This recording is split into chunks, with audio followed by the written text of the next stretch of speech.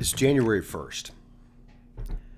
For most of us, this year is going to look pretty much like last year.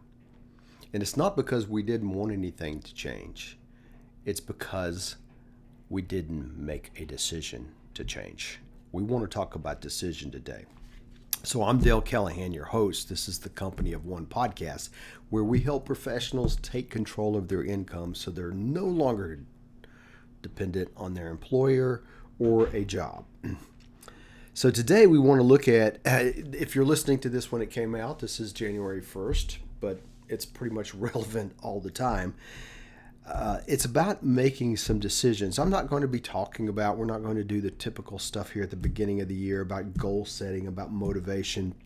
We want to talk about decision and ownership. This should apply to you. Let's face it, should apply to us all the time. This should apply to us every day.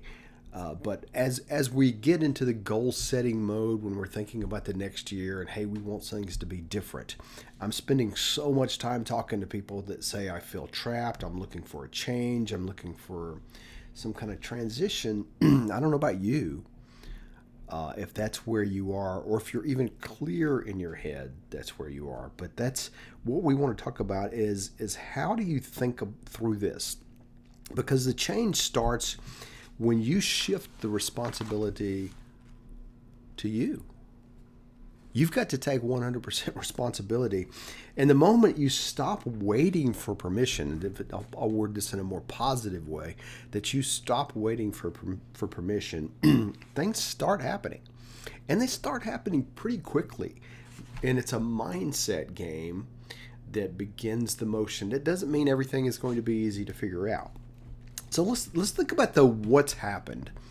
And what happens for most of us, what's happened to me, is years repeat. We set these goals, we may write them down, we may have vision boards, and some of it happens. Some of the easy stuff, I would say, happens. But it's the big looming thing. Usually it's our career things, it's financial big changes that we want to make. They don't happen. And we look year after year after year and set the same goal. I know for a long time I set the same income goal. I was like, well, what's the point of me setting this income goal? Because I never reach it. Because what we do is we outsource our decisions. Now think about this, because most of you listening here are professionals, you're high earners, and you outsource your decisions. That sounds a little weird, but since many of you are paid, and you are probably paid to make decisions, to implement plans. And I mean the decisions about you. You outsource them to your employers, you outsource them to circumstances. Sometimes we outsource our decisions to, hey, it's the right time or it's not the right time. That's usually what we say. And high performers, highly paid people, are oftentimes the most trapped in this decision. So if you're feeling uncomfortable right now as we're talking about this, that, hey, this could be me, I may be outsourcing my decisions, I may feel trapped. A lot of times we feel confusion. It's because on paper, on the employer side of things, even if things aren't necessarily going well, maybe you've lost your job or been downsized or had frustrations with a client if you're a consultant, but oftentimes we're high performers and we feel trapped in that. Because as a high performer, you will always be given things to do. You will always be looked at as a high performer. And there's this, but you've defined yourself in this little area of your high performance. Think about somebody who's good on a musical instrument. They're very good at one musical instrument, but to step to the other musical instrument is outside their comfort zone, even though they would probably be more talented than the rest of us. They're no longer a high performer. And there's this fear and there's this comfort with what we know and this fear just on the other side of what we know. And by the way, we all know that's where growth happens, right? Growth happens right on the other side of comfort. But comfort masquerades as stability, right? And especially if you're married, you've got kids, you've got responsibilities. Stability is a big thing in your life. Stability is important to your spouse. Stability is important to your children. But comfort is masquerading as stability. And it's not. You're not stable.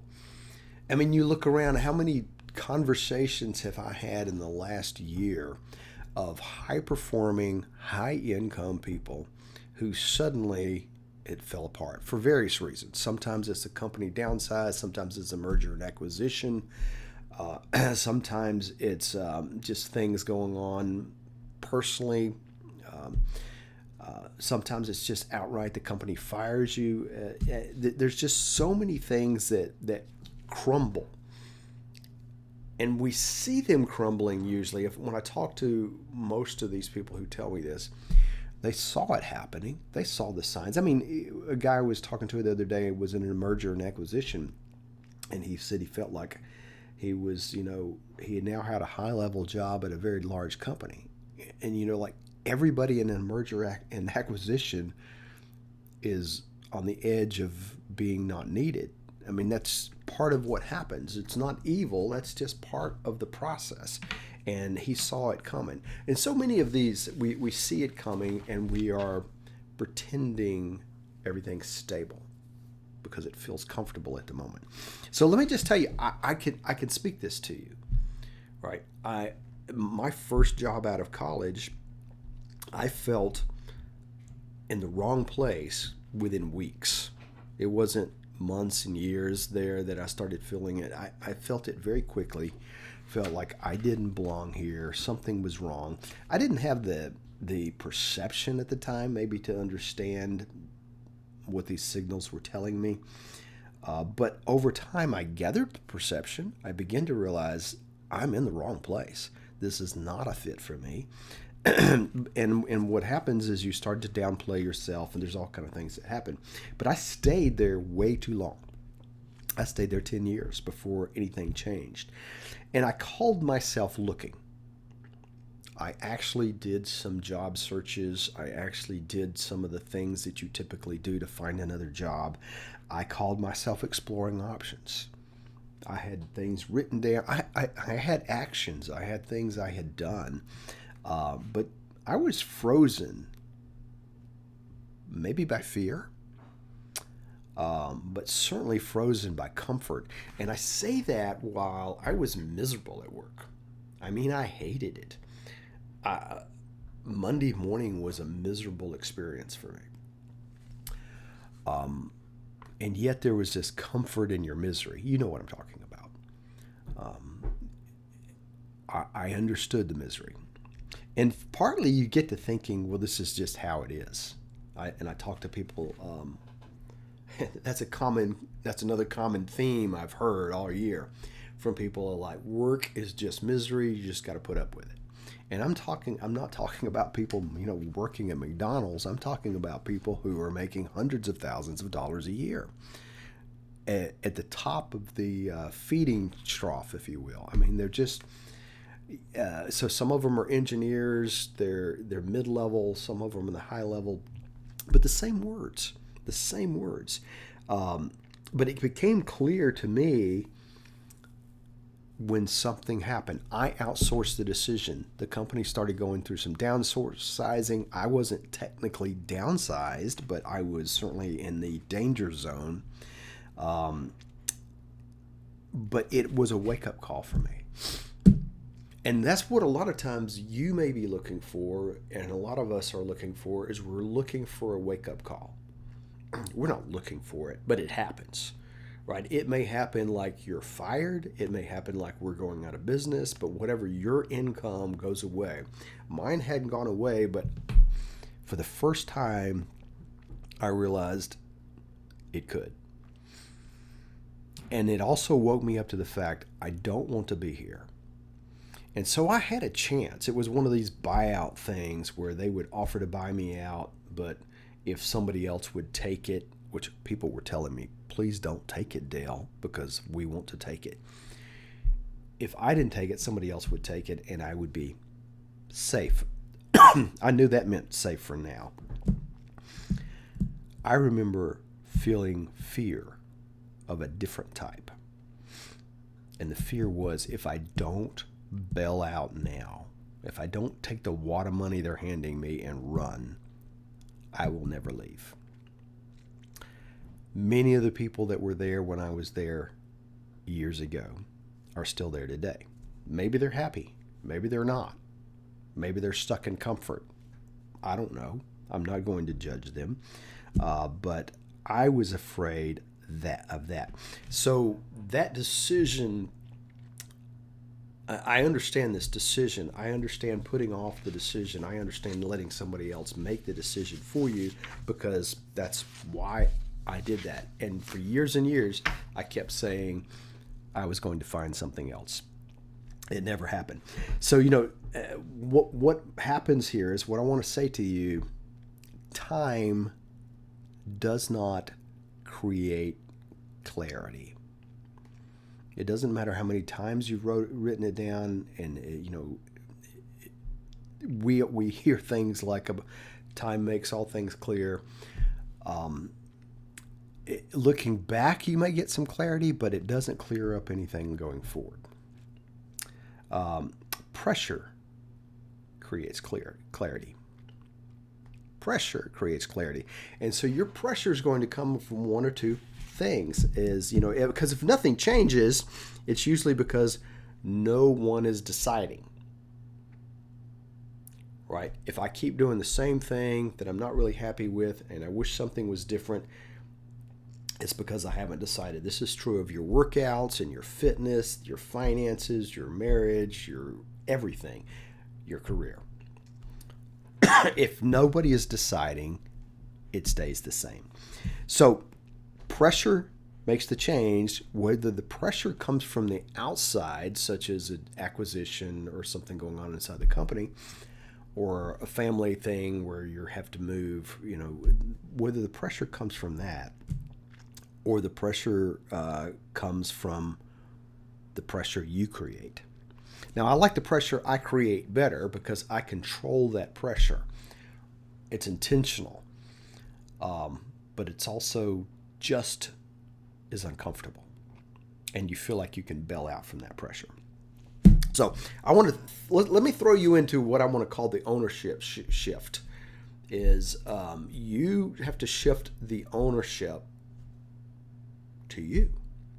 You've got to own it.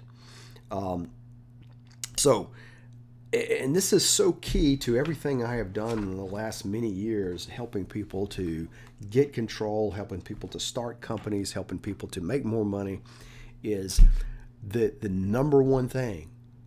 They took ownership. It looks different for everybody what that means, but ownership, by the way, is not quitting your day job, going out and say, I quit. It's not necessarily starting a company. It's not any of these things. Ownership is you deciding you are responsible. I'm talking to some people on LinkedIn just the other day, and they're complaining and frustrated about things going on with employers, with clients, and things like that. And they're real, right? There's real issues. There's jerks. There's bad business deals. There's bad jobs. All those are real. But the problem these people are having is they're not taking ownership. They're letting those other people own that, and therefore those other people own how they feel about it. And they own the outcome. I want you to own the outcome. Right? It's different from deciding it and writing it down as a goal. I want this to be where you own the outcome. So let's think about this right now. Let's think about a couple of different points, 3 different points here. Is who decides your income? Oh, think about this. I want you to think about this right now for you. Who decides your income right now? Who decides it? Who decides what kind of pay raise you get? Who decides what kind of bonus you get? Who decides what kind of side opportunities you might get? Who decides the skill leverage that you get? The amount of pay you get for the skill that you have. Who's deciding that for you now? Who do you feel like it is? I know for many years what my answer was, but not anymore. So if it's anybody but you, first of all, if it's anybody but you, you're wrong. I mean, you feel like they're deciding, but you've got to decide. Number two, who controls your calendar? Now, this is oftentimes more important to those high earners of you than income. Because income, we all want more income. We all could use more income, but our calendar, our time becomes the critical factor. Who controls it? Who controls the meetings, the priorities that you're working on, the amount of energy that you put on various projects, and what kind of deep work you do? What do you really want to focus your attention on and do? Who's controlling how that time is spent? So it's your calendar. Open up your calendar, whatever device you use. Who controls it? I don't mean who can put meetings onto it and things like that, but who absolutely controls it. So who controls your income? Who controls your calendar? And then who controls, think about this one right now. Think about this one for you. Who controls your next move? Promotions, pivots, we sometimes call them, your exits. I'm talking to a lot of people who want to be exiting. They're not real sure what that looks like. Your skill building. Who's controlling that next move for you? These are three things that you have got to get control. If the answer here for all of these, all three of these, your income, your calendar, and your next move, if it's not, it's me. It's not a moral failure issue. It's not like you have done a bunch of things wrong. It is that you now have clarity. If anybody else is making those decisions but you, and you just said it, you now have clarity. And the clarity is you need to get back in the driver's seat. So this is what we call, this is why this podcast is called Company of One, because we look at each person as a company. You're an income generation.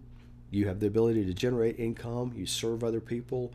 And so really everybody's looking at you as a company. You're a service provider. We're not an employee. An employee is somewhat of a victim mentality. An employee gives ownership all over to the other person.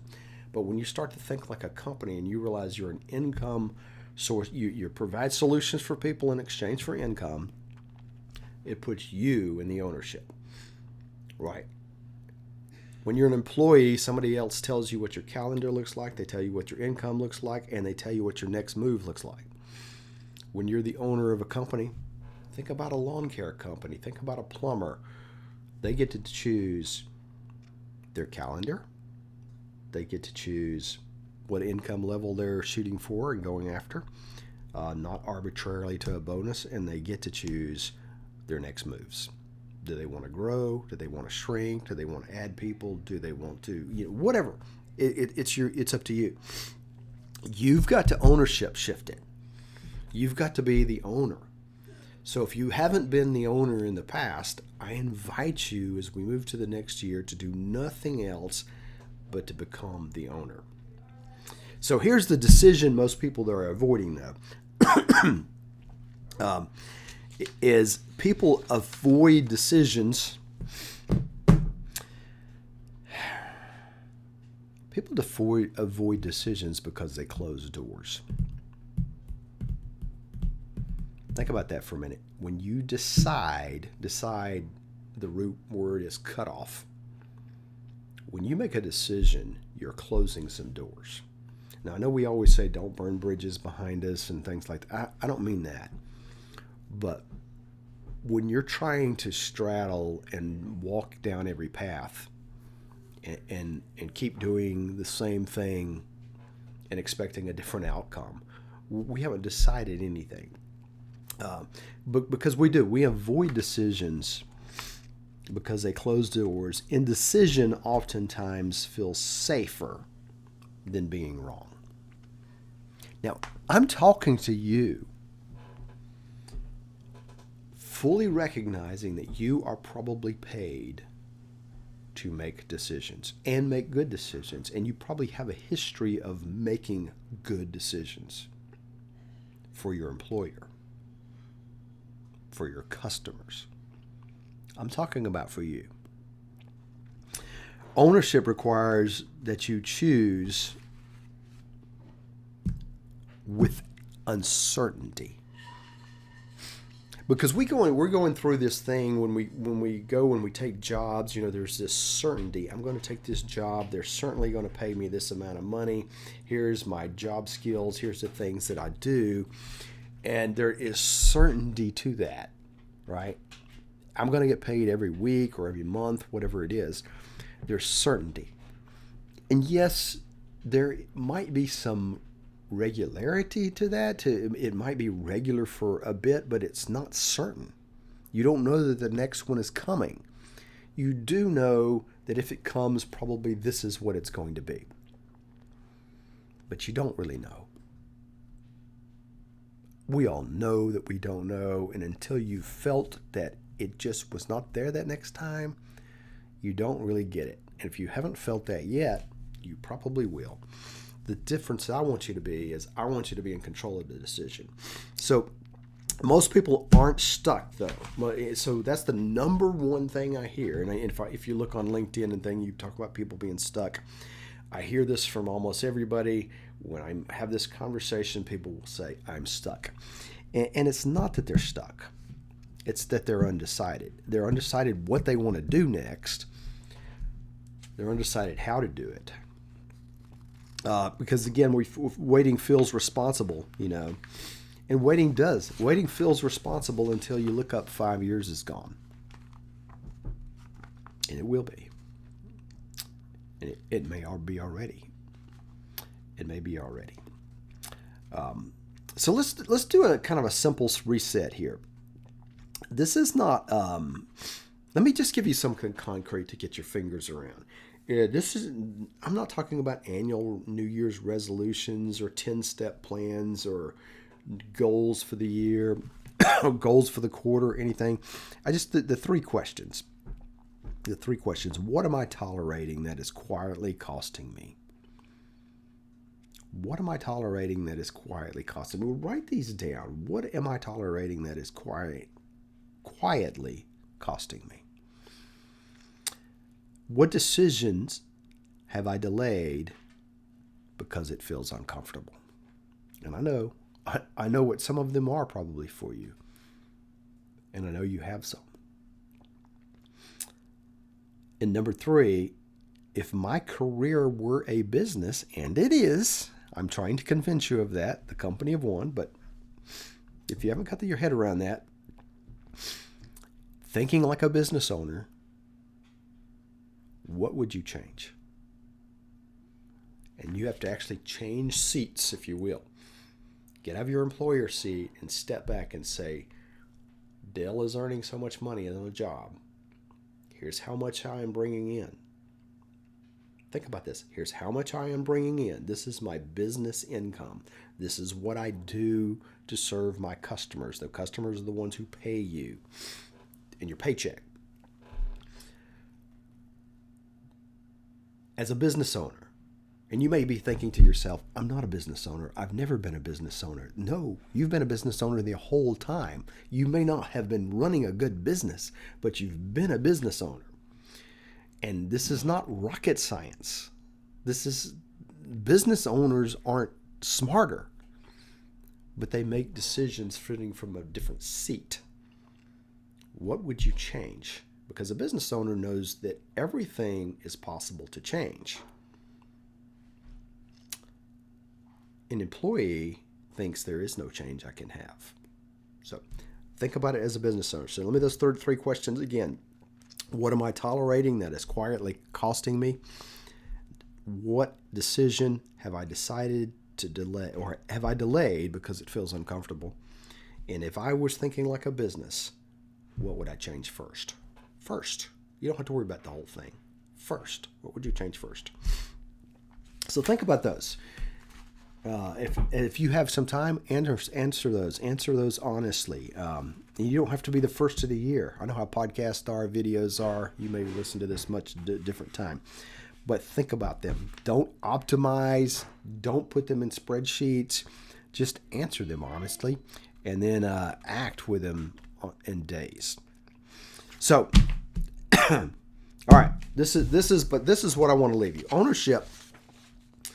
Ownership does not require dramatic moves. That's not what we're talking about here. It does require us to be honest in some small decisions. That's the beauty of this, is they really are small decisions. They can feel big, they can feel weighty, but little bitty small decisions have such a powerful big impact. But the key is that word, decision. If this matters to you, if this year matters to you, if your past matters to you, if you want the future to look different, don't drift. And that's the easy thing to do, is to drift. Drift is how we wake up every day, wondering where the time went. Why didn't I do anything last year? I've had that conversation with myself way too many times. Why didn't we do it then? Why didn't we fix it then? So if this hits to you, and if you're struggling in this, then shoot me a message. You can email me at dale@dalecallahan.com. Say, hey, I'm looking for a decision. Help me. Share this with someone who feels stuck, that won't say it out loud. You know who they are. And if you want to help in the next 90 days, if this is the kind of help thing I help a lot of clients with, I'm helping multiple of them with it right now. Thinking through the future, taking charge. The cool thing about it, the really wonderful thing about it, that I have noticed every time when I do things like this, when my clients do things, you move from this fuzzy, uncertain, kind of heavy area, not knowing where to go. And without taking big leaps, you start finding excitement. The emails I start getting back and the conversations I'm in after they begin the process is excitement, is energy. They don't know all the answers. They don't know where these things are going. They may decide to do nothing. They may decide to stay right where they are. But they've decided it. And now they're back in charge. There's all kind of wins to theirs. So, okay. I'm going to leave that with you. So Happy New Year if you're listening to this on New Year. But we'll be back here. We are here with you every Thursday. And we put this out on a LinkedIn newsletter, that some of the content from this, the LinkedIn newsletter that comes out on Monday. So if you're on LinkedIn, give me a follow, find me. Talk to you later.